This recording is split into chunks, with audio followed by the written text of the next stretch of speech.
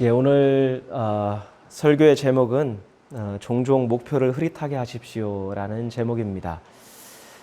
좀 오늘은 말씀의 각도를 달리해서 우리 삶과 우리 걸음을 한번 돌아보면 좋겠다라는 생각을 했습니다.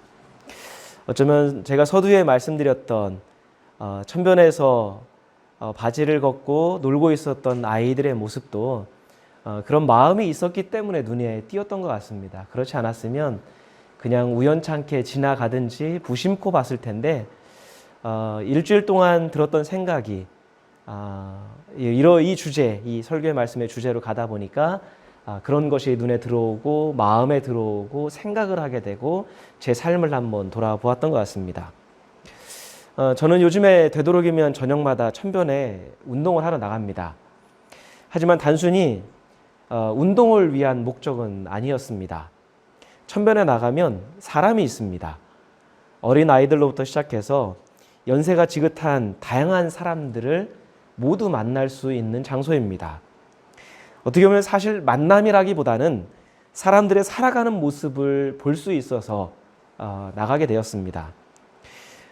작은 교회다 보니까 교인이 없어서 신방도 할 수 없고, 그리고 만나자는 사람도 없으니까 사람을 제일 많이 만날 수 있는 곳이 보니까 거기더라고요.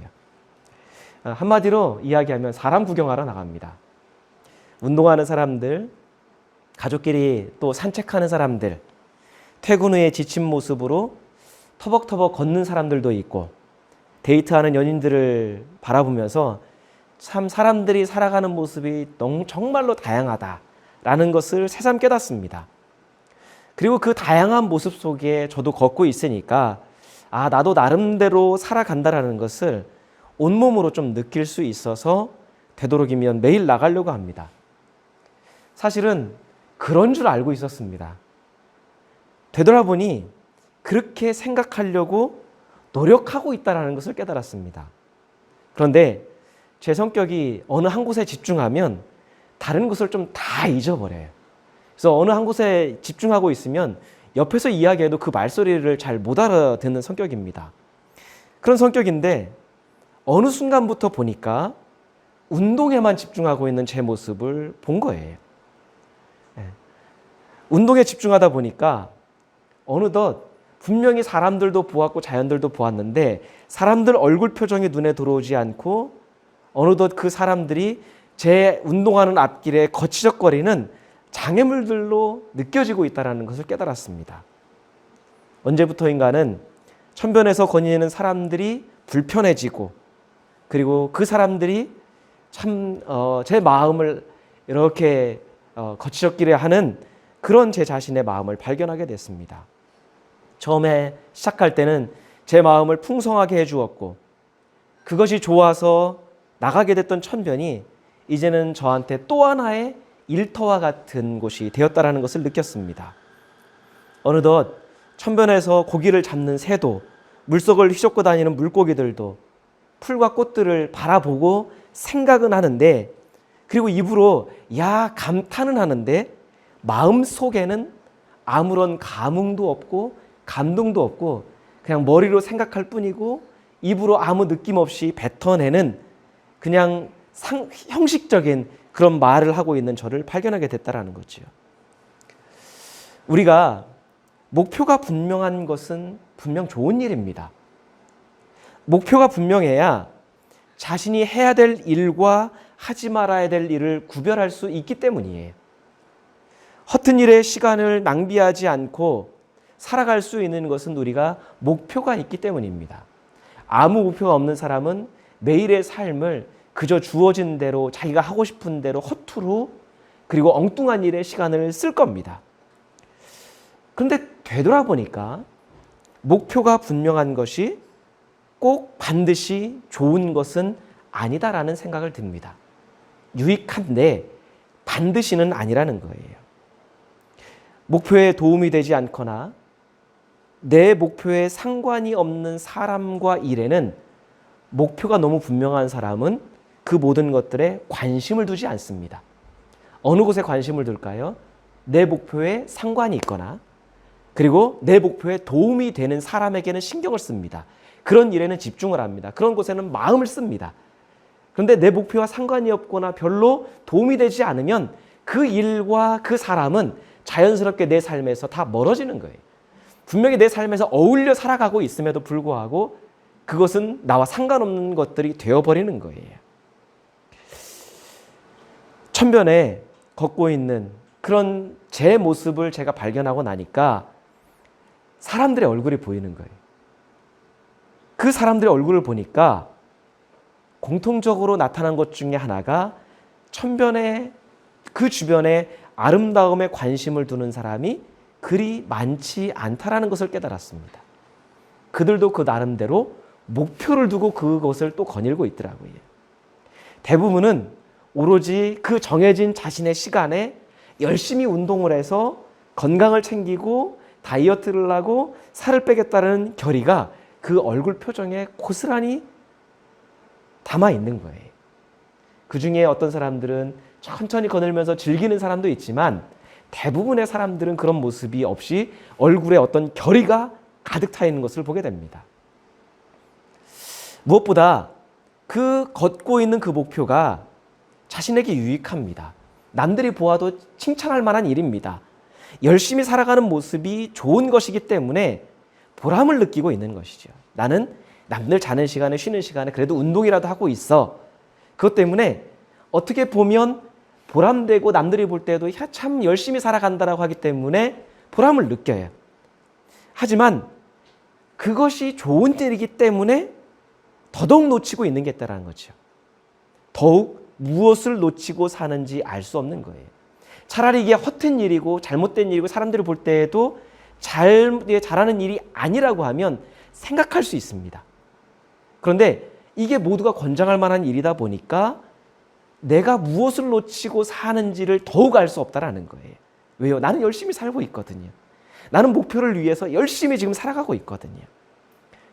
열심히 운동하고 있고 육신의 건강에 몰입하다 보니까 내가 사는 세상에 사람들의 면면을 보지 못한다라는 거예요. 그렇게 스쳐 지나가는데 수많은 사람들이 지나가는데 그 사람들의 모습과 삶의 모습을 담지 못하는 거예요. 무엇보다 그 아름다운 풍경 속에서 내가 서 있고 걷고 있는 곳의 아름다움을 내 마음에 채우지 못하고 있는 거예요. 생각해 보니까요. 육신은 건강해집니다. 몸은 건강해지고 있는 것 같은데요. 사람들하고는 여전히 거리를 두고 있고 가까워지지 못하고 사람들의 살아가는 모습 속에 있는 그것을 내가 깨닫지 못하고 그리고 아름다운 그 자연의 풍경을 걷고 있으면서도 내 마음은 빈약해지고 있는지 모릅니다. 건강한 만큼 목표에 가까워지는 만큼 내 마음은 빈약해지고 있지는 않은가. 내 마음에 채워지고 있는 것은 없지 않은가 그런 생각이 들었습니다. 그런 생각에 천변을 걸리면서 무심코 보면서 그런데 머릿속에는 남아있는 스쳐 지나간 풍경들을 한번 복기해 봤습니다. 어쩌면 서두에도 말씀드렸지만은 그 아이들이 가방을 내팽개치고 했던 그 모습이 들어왔던 게 이런 생각이 있었기 때문에 마음속에 들어왔고 생각을 하게 되고 멈추어 서서 그 모습을 흐뭇하게 바라보았던 것 같습니다. 처음에 천변을 나갔을 때 좋았던 모습 중에 하나가 무엇이냐면 억새가 그 천변을 막 뒤덮고 있는 것이 너무 좋은 거예요. 그게 제가 서울에 살 때는 전혀 볼 수 없었던 서울에서는 억새를 보려면 교외로 1시간 이상을 나가야 되든지 아니면 하늘공원이라는 곳에 1시간 정도 차를 타고 가야 볼 수 있는 것인데 제 주변에는 그게 있더라고요. 그 천변을 뒤덮고 있었던 억새의 모습이 참 좋았더라고 하는 게 떠오른 거예요. 처음 천변에 나갈 때는 억새가 하얀 꽃은 다 떨어진 채로 노랗게 천변을 뒤덮고 있었습니다. 근데 2, 3개월이 지나면서 어느새 그 노란 잎과 줄기는 바닥에 주저앉고 초록색 줄기가 이제 껑충 뛰어 올라서 천변을 다시 뒤덮고 있는 거예요. 색깔이 바뀌었습니다. 근데 안타까운 건 뭐냐면 매일매일 분명 눈으로 보고 걸었던 풍경인데 억새가 자라갔던 순간은 느끼지 못하고 시간을 훌쩍 뛰어넘어서 이제 다 자란 모습을 본 거예요. 과정이 생략되어 있다는 것을 느끼게 됐습니다. 김순희 시인이 지은 억새의 노래라는 시가 있습니다. 이게 가곡으로 불려져서 많은 사람들이 불리기도 했는데요. 우리 이것을 한번 보면서 우리 삶을 한번 돌아보면 좋겠습니다. 우리 천천히 같이 한번 읽어보겠습니다. 너는 기도할 때 눈을 감지만 나는 기도할 때 몸을 흔든다. 빛이 그림자를 안고 있듯이 밤이 새벽을 열어주듯이 그렇게 나도 눈부신 것 하나쯤 지니고 싶어 바람에 흔들리며 기도한다 몸으로. 분명 같은 것을 보는데 어떤 이는 억새를 보면서 아무런 감흥이 없었던 거예요. 저도 처음에는 그랬는데 그 억새들을 매일매일 보면서도 아무런 감흥이 없이 지나갔습니다. 그냥 계절이 지나간다, 시간이 흘러간다라고만 느꼈습니다. 또 어떤 사람들은 무성한 그 억새를 보면서 시야도 가리고 거치장스럽다라고 느꼈을지도 모릅니다. 그런데요, 시인은요, 그 억새가 바람에 흔들리는 모습을 보면서 자신의 삶의 자취를 돌아보는 거예요. 억새가 자신에게 걸어오는 말소리를 듣는 거예요. 무슨 억새가 말을 걸어올까요? 근데 시인은 마음이 열려 있다 보니까 그 억새가 흔들리는 게 마치 자신에게 말을 걸어오고 있는 것처럼 느끼고 있는 거예요. 억새조차도 생명으로 다가오고 있는 거죠. 근데 어떤 말소리를 듣죠? 야, 너는 기도할 때 눈을 감니? 나는 기도할 때 몸을 흔든다. 그러니까 우리가 기도하는 우리의 신앙의 생활의 모습, 야, 너는 기도할 때 눈만 감냐? 나는 기도할 때 몸을 흔들어. 이 말소리를 들은 거예요. 바람에 흔들리는 억새의 그 모습을 보면서 삶의 소망을 담아서 온몸으로 기도하고 있는 몸부림을 느끼는 거예요. 야, 나는 좀 형식적이었구나. 나는 그냥 의식적이었구나. 그런데 갈 때는 온몸으로 기도하고 있는 거예요. 이런 면에서 보면 시인들이 참 부럽다라는 생각을 합니다. 우리는 눈으로 보이는 그런 모습들을 보면서요, 정보만 파악하는 데 주력합니다. 지식을 얻는 데 주력합니다. 그런데 시인들은 그 자연의 이야기를 듣고 자연이 말을 걸어오는 걸 듣고 자연 속에 담겨있는 그 생명을 마음속에 담는 거예요. 하나님이 주신 그 자연의 섭리, 하나님이 자연에 담아 놓으신 그 생명, 우리의 삶의 곳곳에 담아 놓은 생명을 발견하는 눈이 있고 그것을 보면서 말을 걷고 그것으로 인해서 마음이 풍성해지는 거예요. 우리에게는 그런 마음의 넉넉함과 풍성함이 있는가? 우리의 마음은 너무나 각박하지 않은가? 우리는 목표를 이루는데 너무 몰입하느라고 생명은 느끼지 못한 채 어딘가를 향해 질주하고 있지 않은가?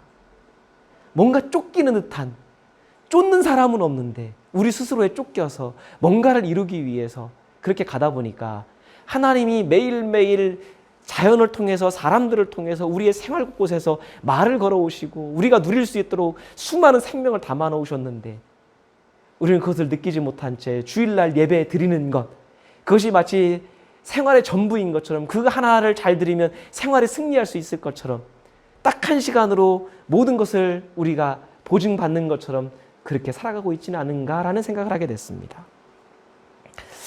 오늘 본문 시편 100편을 읽으면서도 그런 생각이 드는 거예요.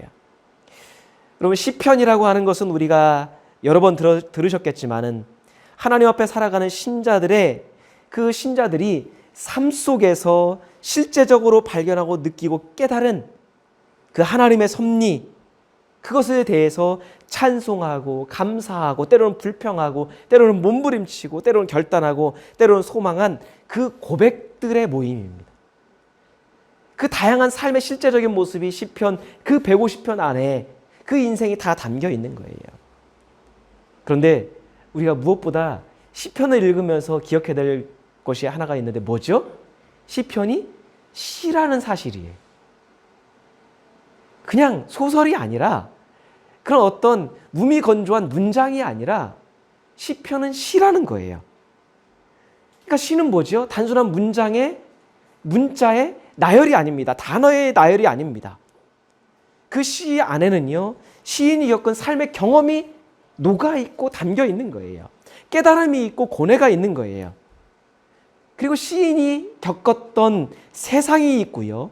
시인이 발견한 세상의 속살이 있는 거예요. 겉모습이 아니에요. 무엇보다 시편은 시인이 그 세상살이 속에 매일매일 살아갔던 삶 속에 느끼고 깨달았던 삶 속에서 건져 올린 하나님의 섭리, 삶 속에서 경험했던 하나님의 생명, 하나님의 자취, 하나님과 동행했던 삶을 고스란히 담아 놓은 것이 시편입니다. 그러니까 시편은 우리가 그냥 흔히 대하듯이 무미건조하게 문장으로 단어로 읽으면 이게 다가오지가 않아요. 그래서 여러분 사실은 묵상하는데 제일 골치 아픈 데가 어딘 줄 아세요? 시편입니다. 왜냐하면 보면 시편은 똑같아요. 어떻게 보면 제일 읽기가 어려운 데가 시편이에요. 1편을 읽었는데 똑같고 2편을 읽었는데 똑같고 뭔가 단어는 바뀐 것 같은데 그게 그건 것 같아요. 그런 마음으로 읽으면 시편은 아무 감흥이 없습니다. 근데 이 안에 시인이 겪은 삶의 자취와 하나님과의 동행하는 삶과 하나님의 생명과 깨달음이 있다는 것을 놓고 묵상하면서 읽으면 그 안에 우리의 삶에 부딪히는 부분이 있는 거예요. 우리의 삶의 실제적인 경험들이 이 안에 있다라고 하는 거예요. 이것은 그냥 단순히 머릿속에 생각난 것을 쓴 것이 시편이 아닙니다. 내가 좋은 글 한번 써봐야 되겠다라고 다짐해서 책상에서 머리 싸매고 지어낸 게 아니라는 거예요. 그래서 우리는 시편을 묵상하면서 시인이 일상의 삶에서 퍼내어 올린, 마치 우물에서 퍼내어 올린 것처럼 퍼내어 올린 하나님에 대한 신앙의 고백을 헤아리면서 한번 읽어봐야 됩니다. 미처 깨닫지 못했던 우리 삶에도 시인의 삶에만 있는 게 아니라 우리의 삶에도 스며들어 있고 하나님이 담구어 놓으신 하나님의 손길을 발견하려고 해야 된다는 거예요. 그리고 우리도 시인과 같이 우리 삶을 그렇게 바라보는 안목을 훈련할 때에 하나님이 우리의 삶을 끌어가시는 그 놀라운 경험이 우리에게 동일하게 주어지는 거예요. 그럴 때야 이 말씀이 우리에게 생명으로 다가온다는 거죠. 자, 우리 이런 마음을 갖고 아까는 어떤 마음으로 우리가 성경을 봉독했는지 모르겠지만 이런 마음을 담아서 이 안에 담겨 있는 것, 이 안에 담으려고 했었던 그 의미를 생각하면서 한번 천천히 그냥 문장 읽듯이 아니라 시를 읽듯이 우리의 마음을 담아서 우리의 생각을 담아서 한번 천천히 한번 읽어보겠습니다. 온 땅이여 여호와께 즐거운 찬송을 부를지어다. 기쁨으로 여호와를 섬기며 노래하면서 그의 앞에 나아갈지어다.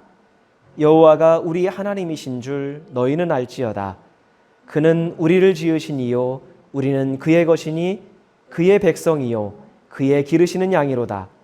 감사함으로 그의 문에 들어가며 찬송함으로 그의 궁정에 들어가서 그에게 감사하며 그의 이름을 송축할지어다. 여호와는 선하시니 그의 인자하심이 영원하고 그의 성실하심이 대대에 이르리로다. 아멘. 이게 우리의 삶에도 똑같이 있는 부분이라는 거예요. 근데 우리는 발견하지 못했던 것뿐이고 시인은 그것을 발견했을 뿐이에요. 우리는 그것을 머리로만 이해했고 귀로만 들었을 것이고 우리의 시인은 그것을 온 몸으로 겪은 거예요. 시편 100편을 보면 하나님에 대한 감사의 고백, 찬송을 노래하고 있습니다. 1절, 2절을 보면은 시인은 여호와께 즐거운 찬송을 부르라고 기쁨으로 노래하며 여호와께 나아가라고 요청하고 있습니다. 그러면서 3절에서는 그 찬송의 이유를, 즐거운 찬송을 부르는 이유를 설명을 합니다. 왜 불러야 되는지. 왜 불러요? 왜냐하면 하나님이 우리를 지으셨고 하나님이 우리가 하나님의 소유이자 백성이며 하나님께서 기르시는 양이기 때문에 하나님을 찬송하라고 말해요. 계속해서 4절에서는 감사의 노래를 부르며 성문에 들어가고 찬송을 부르며 성전에 들어가고 감사하면서 하나님의 이름을 드러내라고 말합니다. 그리고 5절은 찬송의 이유를 뭐라고 이야기합니까? 하나님이 선하시고 인자하심이 영원하시고 성실하심이 대대로 이어지기 때문에 찬송해야 된다라고 말하고 있습니다. 그러니까 단순하게 구조를 보면 1, 2절은 하나님을 찬송하라고 요청하고 3절은 그 찬송의 이유를 설명을 하고 동일하게 4절을 하나님을 찬송하라고 다시 요청하고 5절은 찬송해야 되는 이유를 설명하고 있습니다. 자, 이 5절의 짧은 구절에서 우리가 이해하지 못할 구절이 있나요? 우리가 다 들어왔던 부분들이에요. 문장이 어려운 부분이 없습니다. 우리가 하나님을 찬송해야 된다는 것도 알고 있고요. 우리가 하나님을 찬송해야 되는 이유도 분명히 알고 있습니다. 하나님께 감사해야 되고 찬송과 감사가 주님의 백성으로 사는 우리의 마땅한 도리라는 것도 알고 있습니다. 하나님이 우리에게 생명을 주셨고 우리를 인도하시고 우리를 보호하고 계시다라는 것도 우리가 알고 있습니다. 하나님의 선하심도 하나님의 인자하심이 중단되지 않을 것도 세월이 흘러간다 할지라도 하나님이 우리에 대해서 성실하실 것도 분명히 다 알고 있는 겁니다. 근데 문제가 뭐죠? 그게 우리의 마음에 전율로 느껴지지 않는다라는 거예요.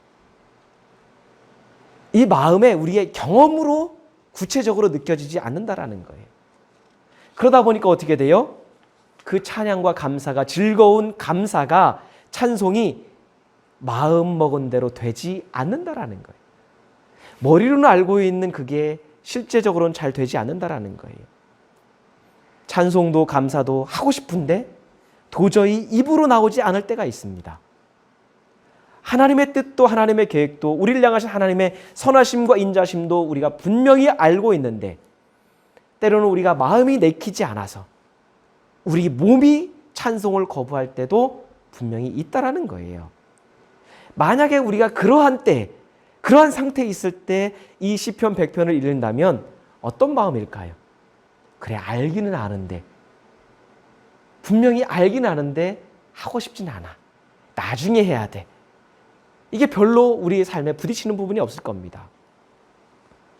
그런데요, 시인은 우리의 상태와 상황에 상관없이 하나님의 백성에게 찬송을 부르라고 하고 있는 거예요. 그것도 즐겁게 찬송을 부르래요. 마음이 안 좋을 때 이것을 읽으면 야, 내 마음이 안 좋은데 즐겁게 찬송을 부르라니. 그리고 하나님께 예배드리러 성전에 들어간 예배자에게 즐겁게 찬송해라. 뭔가 감동과 감격을 갖고 찬송해라고 이야기하는 거예요.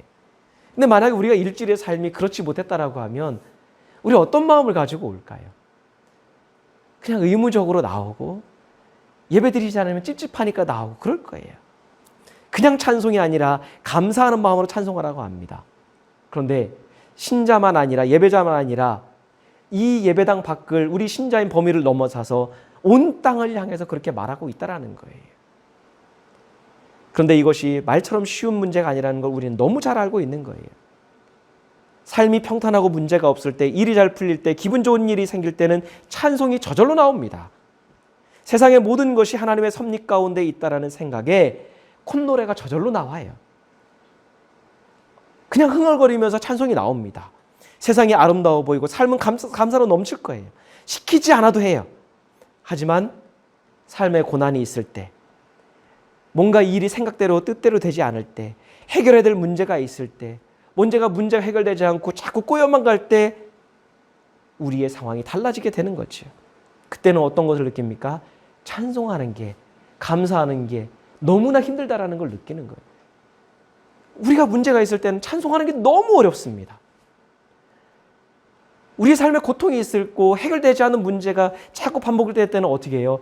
감사하는 것만큼 어려운 게 있나요? 제일 어려운 게 찬송이고 제일 어려운 게 감사입니다. 얼마 전에 제가 아는 권사님 한 분이 기도 요청을 내왔어요. 남편이 암에 걸렸는데 마음이 불안하고 힘들어서 고민 끝에 전화하신 거예요. 평소에는요, 누구보다도 믿음으로 씩씩하게 사시면서 누구보다도 밝고 쾌활하신 분인데 전화 목소리를 통해서도 그분이 얼마나 몸에 힘이 빠져 있는가, 얼마나 무기력한가가 느껴지는 거예요. 믿음으로 기도하고 하나님을 의지해야 된다는 것을 머리로는 아는데 마음의 불안감을 도저히 떨칠 수가 없어서 기도도 나오지 않고 찬송도 나오지 않고 평소에 그렇게 자연스럽게 고백했던 그 믿음이 다 사라진 것 같은 그 말을 고백하시는 거예요. 권사님의 그 말씀을 들으면서 저도 함께 무거운 마음이 느껴져서 목사가 흔히 하는 상투적인 위로를 할 수가 없었습니다. 제가 겪지 않은 일이라고 해서 하나님이 다 알아서 하실 거예요. 하나님이 잘 풀어주실 거예요. 그런 습관적인 신앙의 권면도 할 수가 없었습니다. 그저 권사님 말씀을 들으면서 공감해주고 함께 기도하자고 하는 게 전부였습니다. 여러분, 우리가 이렇게 연약한 존재입니다. 삶의 문제가 닥치면 머리와 마음이 따로 노는 게 우리 믿음의 현실입니다. 그리고 그것이 한 번만 지나가는 게 아니라 우리는 때로는 일주일에 몇 번씩 겪기도 하고요. 1년을 지나면서 수백 번, 수천 번을 겪어요. 삶의 문제가 닥치면 머리와 마음이 따로 놀아요. 때로는 알아도 찬송할 수 없고 알아도 감사하기 싫은 게 솔직한 우리 믿음 아닌가요? 그게 믿음이 없는 건가요? 우리는 그렇게 약한 존재예요. 그런데도 시인은 찬송과 감사를 해야 된다고 심지어 신자의 삶과 예배 현장을 넘어서 믿음이 없는 세상도 찬송과 감사에 동참시키고 있는 거예요. 근데 우리는 우리 믿음이 약할 때, 마음이 흔들 때, 고통에 있을 때 이런 것들을 읽으면 우리 믿음을 자책을 합니다. 근데 그것은 믿음이 없는 게 아니라 믿음은 있는데요. 그만큼 우리가 약한 거예요. 그만큼 우리가 연약한 거예요. 그런 상태에 있다고 하나님 우리를 책망하지 않으세요. 믿음이 없다라고 하나님이 우리에게 줄 은혜를 보류하지 않으세요. 오히려 하나님은 긍휼히 여기시고 자비를 베푸시고 우리를 격려하시고 우리를 위로하실 겁니다. 시편 100편은 사실 시편 90편부터 집에 가서 한번 천천히 읽어보시면 알겠지만 90편부터 이어져 온 시들의 결론과도 같습니다.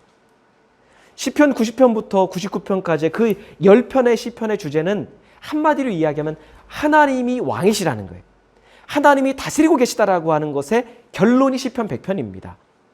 그걸 쭉 살펴보면요. 그 안에 하나님이 세상을 만드셨고 세상의 모든 것을 다스린다는 내용을 계속 반복적으로 노래하고 있습니다. 하나님이 세상의 주인이시고 창조주신 것을 노래하고 있어요. 우리 또한 하나님이 창조주이시고 왕이신 것을, 우리의 주님이신 것을 믿고 고백하고 있지요. 그런데 우리의 고백과 시인의 고백이 달라요. 시인의 고백은 남다릅니다. 시편 90편부터 시작된 하나님의 섭리는 형통하고 편안하고 문제가 해결된 아무 문제가 없는 상황에서 콧노래로 부르는 그런 노래가 아니에요. 자연스럽게 아무런 무난한 삶에서 여유 있게 부르는 그런 찬송이 아닙니다. 90편부터 보니까 전염병이 창궐한 상황입니다. 재앙을 통과하는 상황입니다. 원수들이 자신을 에워싼 상황입니다. 악한 사람들이 득세하는 상황입니다. 그런 상황에서 하나님이 다스리고 계시다라고 찬송하고 있는 거예요. 교만한 자들과 악한 자들이 과부와 나그네와 고아를 비롯한 약자들을 해치는 불의한 상황을 보고 있습니다. 근데 그 불의한 상황을 보면서 하나님이 다스리신다라고 찬송하고 있습니다. 또 자신을 봅니다. 하나님 앞에 범죄한 자신의 삶을 놓고 하나님의 심판이 시시각각 다가오고 있다는 것을 느끼고 있는 상황입니다. 그런데 그 상황에서 하나님이 다스리고 계신다라고 찬송하고 있습니다. 좀 다르지 않나요? 이런 상황은 보통 찬송과 감사가 나올 수 있는 상황이 아니지요. 기도하고 부르짖고 하나님의 도우심을 구해야 되고 때로는 불평하고 불만하고 좌절해서 주저앉아 있어야 될 상황이에요. 우리는 보통 그렇게 대응을 합니다. 찬송과 감사는 솔직하게 말해서 언제 하는 거죠? 이런 모든 고통과 어려움이 해결됐을 때, 하나님의 도우심으로 문제가 풀렸을 때 나오는 게 찬송이지요.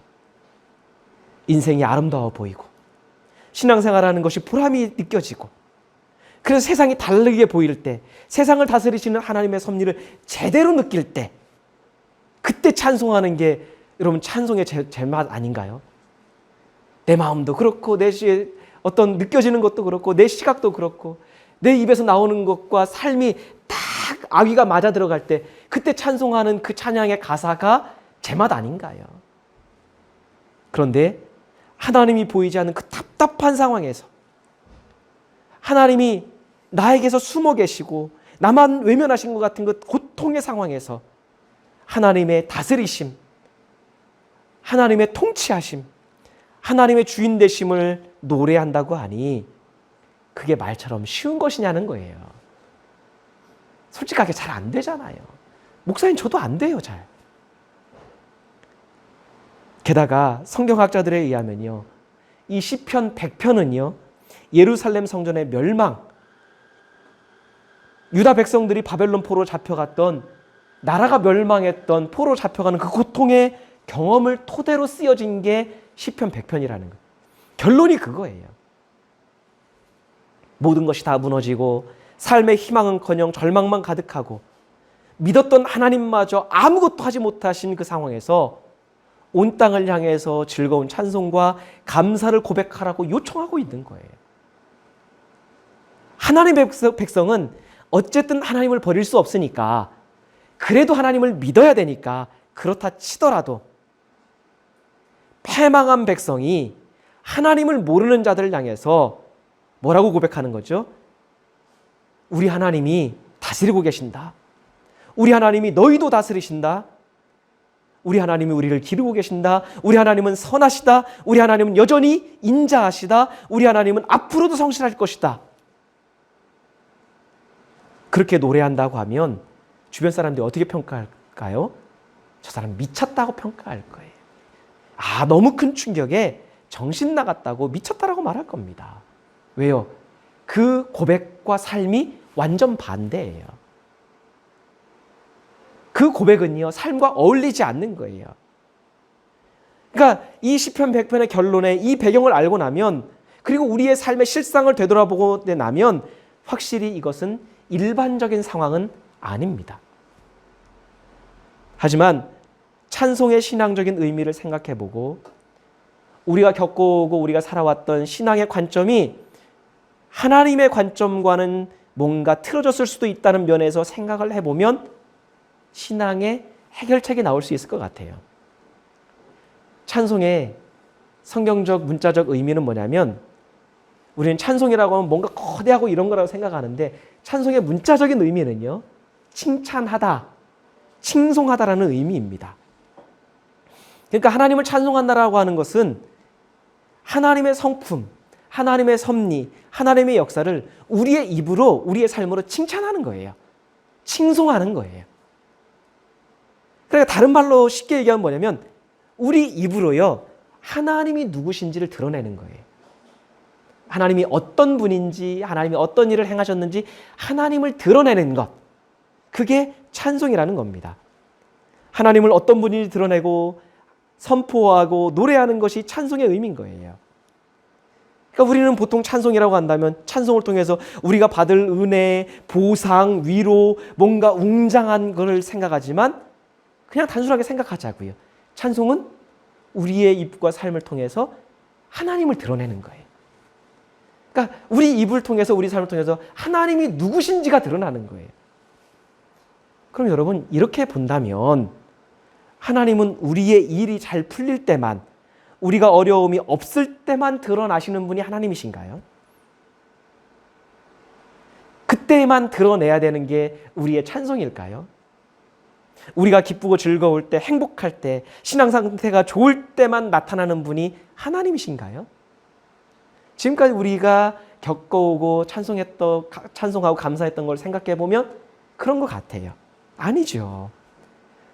하나님은 우리의 모든 삶에 함께 하시고 모든 상황에 함께 하시는 하나님이에요. 이것이 하나님에 대한 우리의 신앙이고 믿음이잖아요.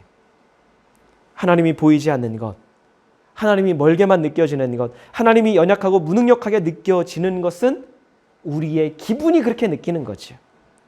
우리의 마음 상태가 하나님을 그렇게 느끼는 것이지, 우리의 기분에 따라 하나님이 커졌다 작아졌다, 하나님이 멀어졌다 가까워졌다, 하나님의 사랑이 많아졌다 무관심했다 변하시는 게 아니라는 거예요. 우리가 그렇게 느끼는 거예요. 아무리 믿음이 있어도 우리는 자꾸 세상을, 그리고 하나님을 우리의 경험, 우리의 감정, 우리의 지식을 기반으로 보고 판단하는 경향이 있어요.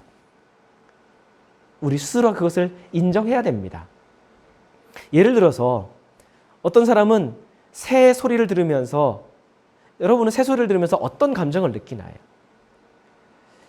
보통은 우리가 새가 운다라고 표현을 합니다. 그런데 제가 예전에 들었던 어떤 집사님이 말한 말을 제 마음속에 꽂힌 게 하나가 있어요. 이렇게 새가 옆에서 새 소리가 막 들리니까 우리는 그냥 새 운다라고 하는데 그 집사님은 새가 웃는다라고 표현을 하더라고요.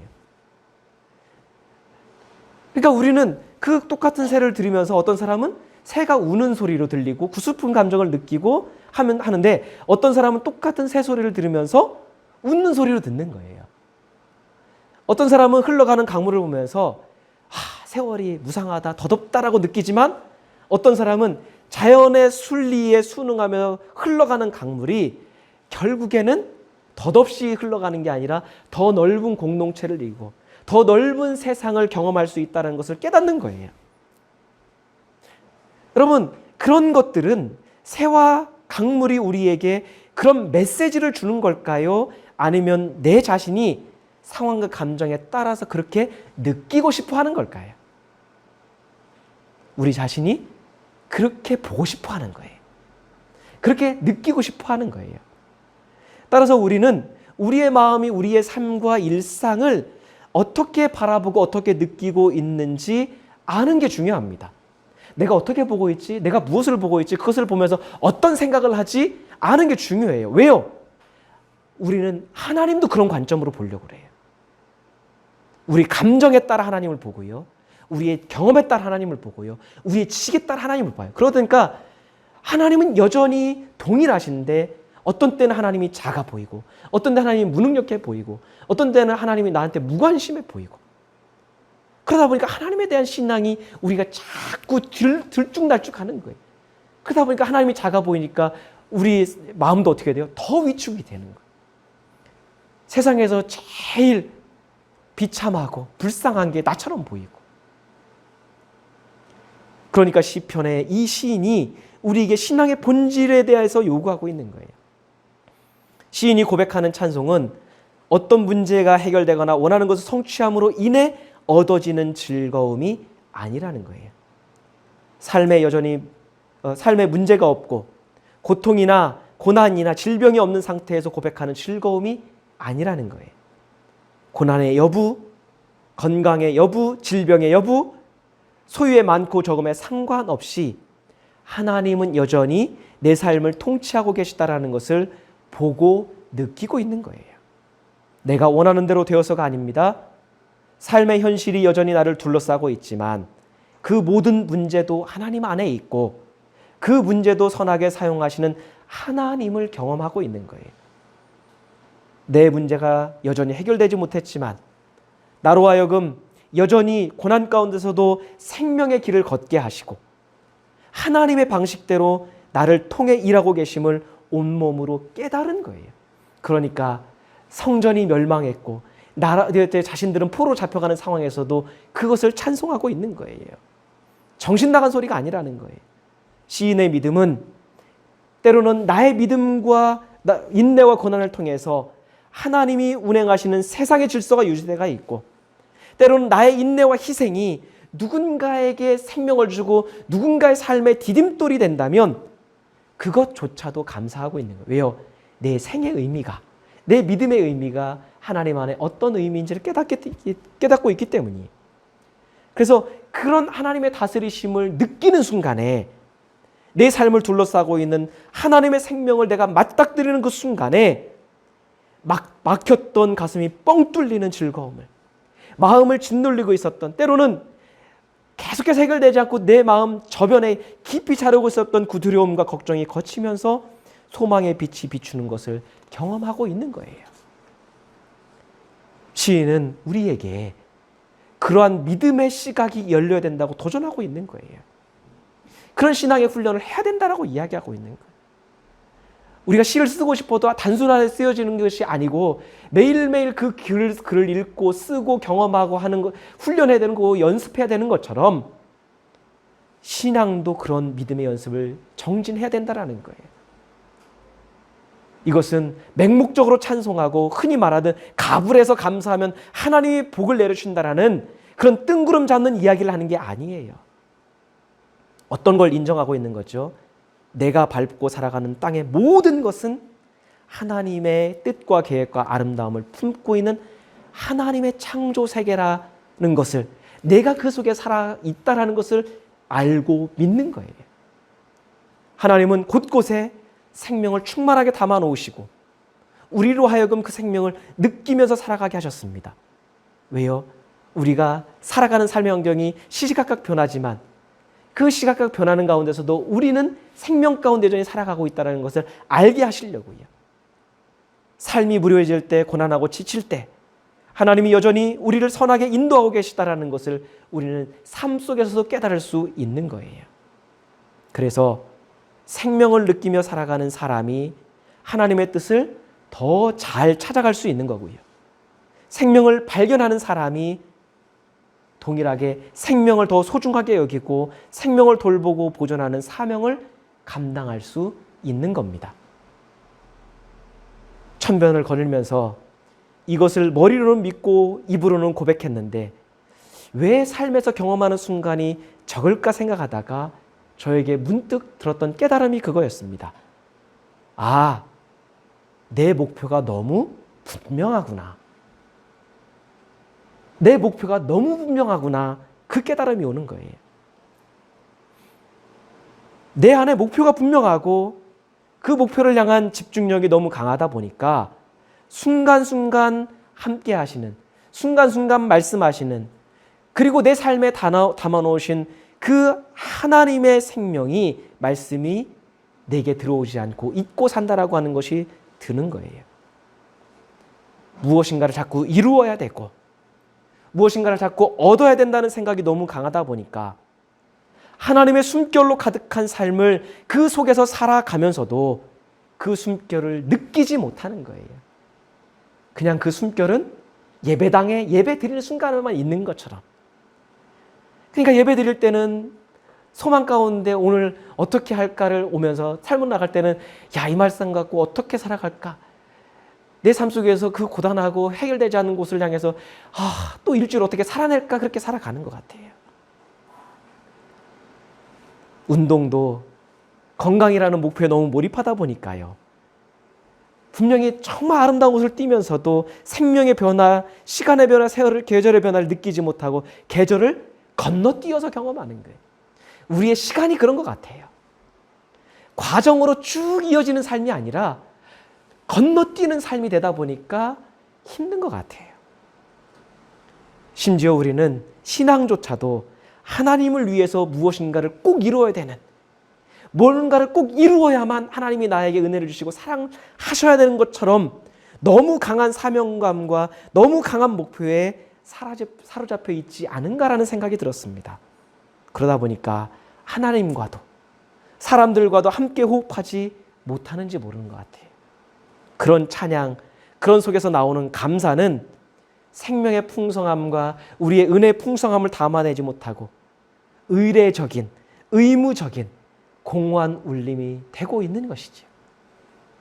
우리는 종종 목표를 흐릿하게 될 필요가 있는 것 같아요. 이것은 목표 없이 대충 살라는 말이 아닙니다. 목표가 있어야 됩니다. 목표를 위해서 성실해야 됩니다. 하지만 너무 목표에 몰입하고 목표에만 집중하는 삶에서 한 걸음 벗어나는 순간순간이 우리에게 필요하다라는 거예요.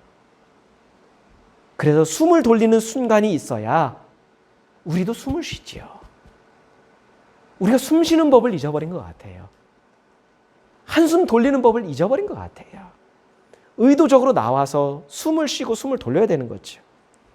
그렇게 숨을 제대로 돌리고 숨을 제대로 쉬는 사람, 그래서 내가 살아있구나, 내가 숨 쉬고 있구나, 내 숨결을 느끼는 신자가 하나님의 숨결도 느끼는 거예요.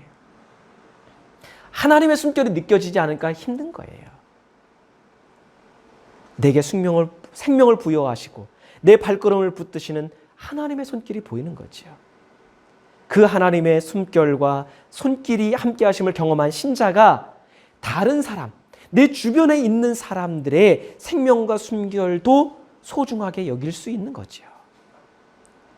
보이는 사건과 상황에 마음이 이리저리 요동하지 않고 모든 순간에서 하나님의 다스리심을 경험하고 고백할 수 있는 거죠. 너무 분명한 내 목표를 조금만 흐릿하게 하면 그 흐릿하게 한 만큼 하나님의 다스리심이 더 선명하게 보일 수 있습니다. 너무 목표와 앞을 향해 빠르게 가는 내 걸음 속도를 조금만 늦추고 때로는 멈춘다면 나를 둘러싸고 내 삶 가운데 심어 놓으신 하나님의 선하심, 인자하심, 그 성실하심을 느낄 수 있는 거예요. 아마도 시인은 그걸 느낀 것 같아요. 그냥 머리로, 그냥 신학적으로 성경이 그렇게 얘기했으니까 고백한 게 아니라 포로로 끌려가온 가운데서도 멸망한 성전을 바라보면서도 하나님은 여전히 인자하시다. 하나님은 여전히 나를 다스리신다. 하나님은 성실하시다. 하나님이 여전히 우리를 기르신다. 이렇게 멸망한 것 같이 보지만 나는 여전히 하나님의 것이다. 그거를 고백하고 있는 거예요. 조금 있으면 1년의 반환점입니다. 지난 6개월의 시간을 돌아보면서 내 마음이, 내 목표가 그것 때문에 너무 마음 졸이지 않았는지, 너무 분명한 목표 때문에 주변 사람들에게 무관심하지는 않았는지, 하나님이 함께 하시게 한 사람들을 너무 의무적으로만 대하지 않았는지 좀 돌아볼 수 있는 시간이 되었으면 좋겠습니다. 흐릿해진 목표와 삶에 그냥 무료함과 게으름이 아니라 하나님의 손길로 사람들과 부대끼는 그 살아가는 믿음의 풍성한 관계로 채울 수 있는 우리가 되기를 원합니다. 정확한지는 모르겠지만 우리가 잘 아는 의학세 슬피우는 그 노래에 시작하는 그 노래에서 의학세는 억세를 가리킨다라는 말이 있습니다. 지금 이제 의학세가요 파랗게 자라가고 있고 그리고 조금 있으면 꽃이 필 겁니다. 그리고 가을이 되면 의학세가 이제 슬피 우는 계절이 올 텐데요. 그 오기 전에 초록으로 가득한 하나님의 생명으로 가득한 그 지금의 계절 속에서 지금의 시간 속에서 주님의 은혜로 생명의 충만함을 경험해 볼 수 있는 우리가 되기를 원합니다. 하나님은 여전히 우리와 함께 하십니다. 하나님이 어떤 분인지 우리 3절, 5절 그냥 의례적으로 읽는 말씀이 아니라 하나님에 대한 고백, 믿음을 다시 한번 되새겨보면서 우리 같이 읽고 기도하도록 하겠습니다. 여호와가 우리 하나님이신 줄 너희는 알지어다. 그는 우리를 지으신 이요 우리는 그의 것이니 그의 백성이요 그의 기르시는 양이로다. 여호와는 선하시니 그의 인자하심이 영원하고 그의 성실하심이 대대에 이르리로다. 아멘. 우리 함께 같이 말씀을 기억하시면서 우리 한번 기도하도록 하겠습니다.